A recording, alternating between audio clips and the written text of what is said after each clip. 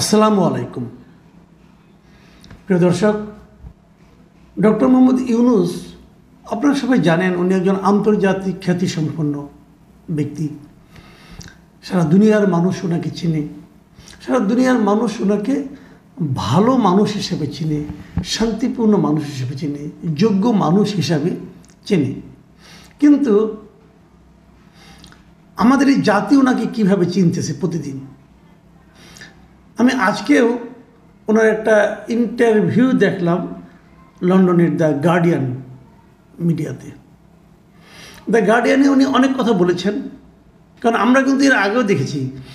প্রায় এর আগের সপ্তাহ আমরা দেখলাম আরও একটা ইন্টারন্যাশনাল মিডিয়াতে ডক্টর ইউনূস ইন্টারভিউ দিয়েছেন। এবং আপনারা জানেন যে আমাদের দেশীয় মিডিয়াগুলোর চেয়ে বাইরের মিডিয়ার সঙ্গে কথা বলতে উনি বেশি স্বাচ্ছন্দ্য বোধ করেন, পছন্দ করেন।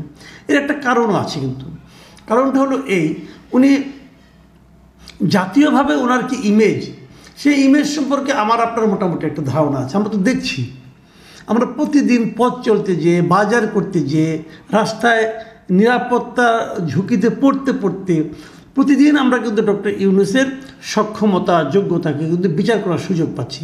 কিন্তু আন্তর্জাতিক মিডিয়ার খবর কী? কাজে উনি আন্তর্জাতিক মিডিয়াতে বেশি বেশি থাকতে চান এই কারণে যে উনি তাদেরকে সন্তুষ্ট রাখতে চান, উনি বোঝাতে চান উনি কতটা ভালো করছেন কি করছেন না। আর আন্তর্জাতিক মিডিয়ার দেখার ক্ষমতাটা কী, তাদের কিন্তু লোক আছে এই দেশে, তারা নানাভাবে এই দেশের খোঁজখবর নেয়। কিন্তু তারা তো আর আমাদের মতো প্রতিদিন কারণ বাজারে যায় না, অথবা কাঁচা বাজারে যায় না, তাই না?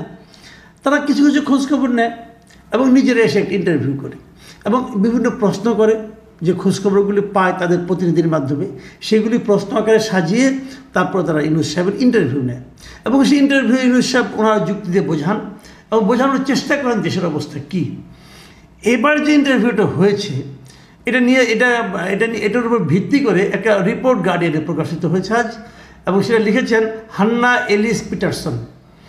উনি কী লিখেছেন এবং সেটা নিয়ে আজকে আমি মূলত আলোচনা করতে চাই। এই ইন্টারভিউতে ডক্টর ইউনূস যে কথাটা বলার চেষ্টা করেছেন সেটা হলো, দেশটা একদম ভেঙে চুরে শেষ হয়ে গিয়েছিল, এটা গাজার মতো অবস্থা দাঁড়িয়েছিল। গাজায় যেমন ইসরায়েলি সৈন্যরা সমস্ত ভবন টবন সব ভেঙে গুড়িয়ে দিয়েছিল, এখানে হয়তো ভবনগুলি গুড়িয়ে দেওয়া হয়নি, কিন্তু হাসিনার শাসন আমলে, হাসিনার যে কুশাসন, সেটার কারণে আমাদের এখানে প্রত্যেকটা প্রতিষ্ঠান ভেঙে গিয়েছে। অর্থনৈতিক প্রতিষ্ঠান, আইন শৃঙ্খলা প্রতিষ্ঠান, বিচার বিভাগীয় প্রতিষ্ঠান, সবগুলিকে শেখ হাসিনা ভেঙে দিয়েছে। এবং এই যে ভেঙে টুকরো টুকরো করে দিয়েছে, সেই টুকরোগুলিকে একত্র করে ডক্টর ইউনূস এখন সেগুলিকে একত্রিত করে আবার দাঁড় করানোর, আবার শক্তভাবে দাঁড় করানোর চেষ্টা করছেন। এই যে কথাটা আমি বললাম ওনার বক্তব্য থেকে, শুনতে কিন্তু খুব ভালো শোনায় যে আসলেই তো শেখ হাসিনা সব ধ্বংস করে দিয়েছিল। সেই ধ্বংসস্তূপের উপর দাঁড়িয়ে সেই ধ্বংসপ্রাপ্ত টুকরো টুকরোগুলোকে একত্রিত করে উনি আবার সেটাকে একটা সুনির্দিষ্ট এবং ভালো চেহারায় আনতে চাচ্ছেন। শুনতে ভালো শোনায়, বাস্তবিকতাই হচ্ছে। উনি কোন ক্ষেত্রটা, আপনারা বলুন, কোন ক্ষেত্রটা উনি জোড়া লাগাতে পেরেছেন? কোনটা? অথবা পারার চেষ্টা করেছেন, অথবা জোড়া লাগছে বলে আপনার কাছে মনে হচ্ছে? সম্পূর্ণ হয়তো লাগেনি, লাগা শুরু করেছে বলে মনে হচ্ছে, সেটাই কোনটা? আইন শৃঙ্খলা পরিস্থিতি কোনো নিয়ন্ত্রণ নাই, বিচার বিভাগ আগের মতোই চলছে। আগেও সরকার যেভাবে চাইতো সেভাবে রায় আসতো, এখনও যেভাবে চায় সেভাবে রায় হয়, এখনও তাই চলছে প্রত্যেকটা ক্ষেত্রে। আগেই বলে দেওয়া যায় কী হবে, সরকার যা চায় তাই হয়, সেরকমভাবেই হচ্ছে। প্রশাসন আগের মতোই চলছে, আইন শৃঙ্খলা পরিস্থিতি আগের মতোই চলছে। আগেও যেরকম ওই একজনের একটা মামলা দেওয়া হতো, 200-300 আসামি হতো, এখনও একজন 200-300 আসামি হচ্ছে। কারোর বিরুদ্ধে অর্থের অভিযোগ, তাকে দেওয়া হচ্ছে হত্যা মামলা, সে এখন হত্যা মামলা নিয়ে ঘুরতেছে। দেশেই ছিল না, সেও হত্যা মামলায় আছে, জানেও না সে তার নামে যেটা হত্যা মামলা আছে। এরকম অনেক ঘটনা কিন্তু এখন চলছে। তো উনি কী করতে পারছেন সেগুলি নিয়ে আলোচনা অনেক কিছু হয়েছে, আমি অতগুলি পড়ব না। আমি এখানে কয়েকটা জায়গায় আমি আপনাদেরকে একটু আলোচনা করতে চাই। যেমন উনি করেছেনটা কি দেখুন, অনেকগুলি পুলিশ কর্মকর্তাকে বিদায় করে দিয়েছেন, খুব ভালো করেছেন। এরা শেখ হাসিনার বসংবদ্ধ ছিল, 15 বছর ক্ষমতায় ছিল শেখ হাসিনা, তো থাকবে, এটাই খুব স্বাভাবিক। তো বাদ দিয়ে দিয়েছেন। পুলিশের মধ্যে একটা আতঙ্ক তৈরি হয়েছে এবং সেই আতঙ্ক কিন্তু তারা এখনও কাটিয়ে উঠতে পারে নাই। এবং উনি যে কাজটা নিয়ে সবচেয়ে বেশি আলোচনা হচ্ছে সেটা হলো যে জিনিসটা উনি নিজেও বলেছেন, মানে আপনি এই যে রিপোর্টার, যে সাংবাদিক লিখেছেন, উনি আইন শৃঙ্খলা নিয়ে প্রশ্ন করেছেন। ডক্টর ইউনূস দাবি করেছেন আইন শৃঙ্খলার পরিস্থিতি ভালো হচ্ছে। তারপরে উনি আবার লিখেছেন একটা জায়গায়, রিপোর্টার, সেটা কী লিখেছেন শুনুন।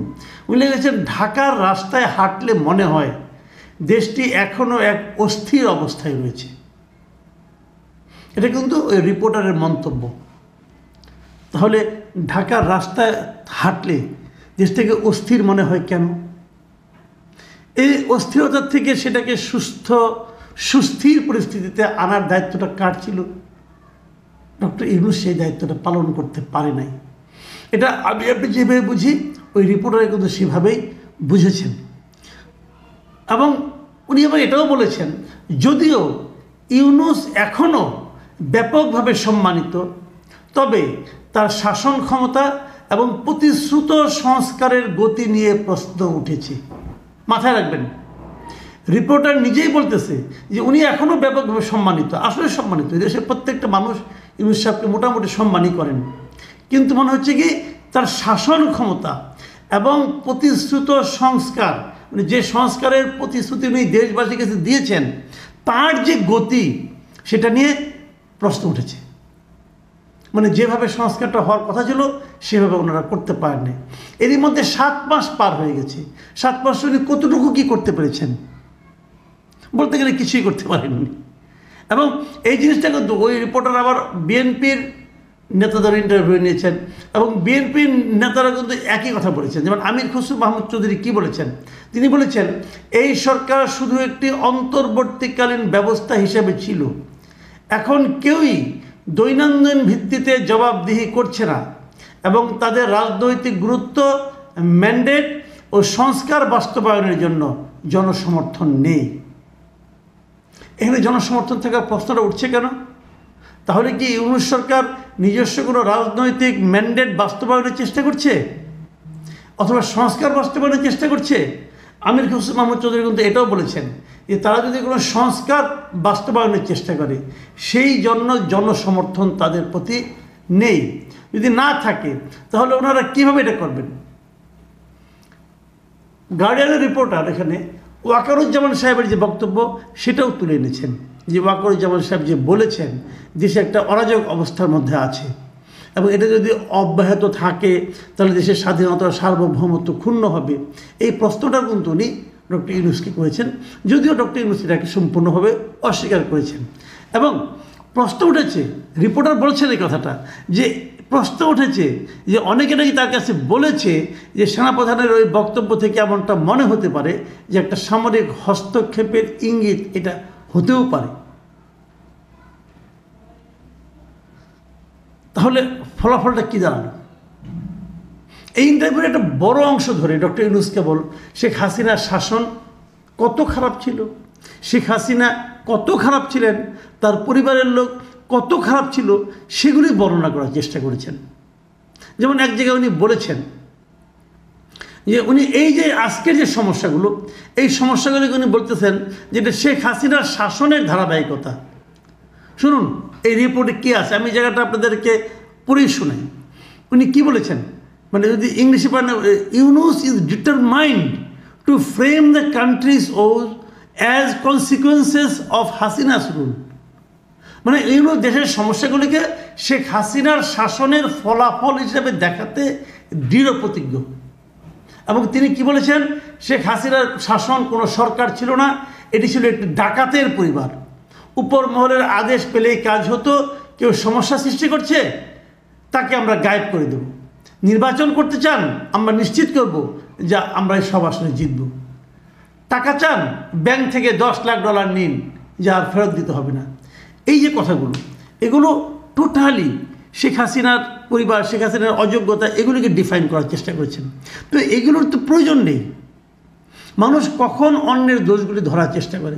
যখন নাকি সে নিজে ভালো কিছু করতে না পারে। নিজে যখন ভালো কিছু করতে না পারে, সেটাকে ঢাকার জন্য অন্যের দোষগুলো খুঁজে বেড়ায়। আমরা তো ডক্টর ইউনূসকে এই কাজে বলি নাই ভাই, অন্যের গীবত করে লাভটা কী? আপনি আপনার কাজগুলি করেন, আপনি দেখান। আমি পুরো ইন্টারভিউতে আমি ডক্টর ইউনূসের এই পর্যন্ত একটা জায়গায় দেখতে পেলাম না, একটা বাক্য পেলাম না যে বাক্যটা পড়লে মনে হবে আপনার যে উনি এই সাফল্যজনক কাজটা করেছেন, মানে দেখানোর মতো কিছু করেছেন। আমি পুরো ইন্টারভিউ পেলাম না। করতেছি, করার চেষ্টা করছি, ধ্বংস করে দিয়েছিল, ওটাকে একসঙ্গে জোড়া লাগানোর চেষ্টা করছি, অর্থনীতিকে উন্নতি করার চেষ্টা করছি, চেষ্টা করছেন। এমনকি $17 বিলিয়ন নাকি বিদেশ থেকে উদ্ধারেরও চেষ্টা করছেন। 7 মাসে তার একটা পয়সা আসছে? 7 মাসে কোনো দেশ থেকে একটা পয়সা ফেরত দেওয়ার কথা কোনো প্রতিশ্রুতি পাওয়া গেছে? আমরা ভেবেছিলাম যে ওনার কোথাও অনেক বিদেশে অনেক বিরাট বিরাট লাইন আছে, উনি বললেই বোধহয় সবাই দিয়ে দিবে, কিন্তু সেরকম কেউ তো দিচ্ছে না। 7 মাসেও দেয় নাই, কেউ প্রতিশ্রুতি পর্যন্ত দেয় নাই। তাহলে করবেনটা কি রে ভাই আপনি? জানি না কি হবে, কিন্তু এইভাবেই আলোচনাটা চলছে। প্রিয় দর্শক, আমরা ডক্টর ইউনূসকে অনুরোধ করব যে আপনি শাসন করছেন, আপনি এমন কিছু বলুন যা দেখে নাকি আমরা আশান্বিত হই। আমরা তো আশান্বিত হচ্ছি না। আপনি এখনও ওই আগের যে জিনিসটা নাকি হাসিনা করতো, 15-17 বছর পরে এসে বিএনপির বদনাম করতো, আপনি ওই রকম বদনামের মধ্যে আছেন। এটাকে ইসলামের ভাষায় গীবত বলা হয় ভাই, এটা দরকার নাই। কি সমস্যা ছিল এটা আমরা জানি, নতুন কি আপনি করতে পেরেছেন সেটা বলুন। প্রিয় দর্শক, এখন এ পর্যন্তই। আল্লাহ হাফেজ।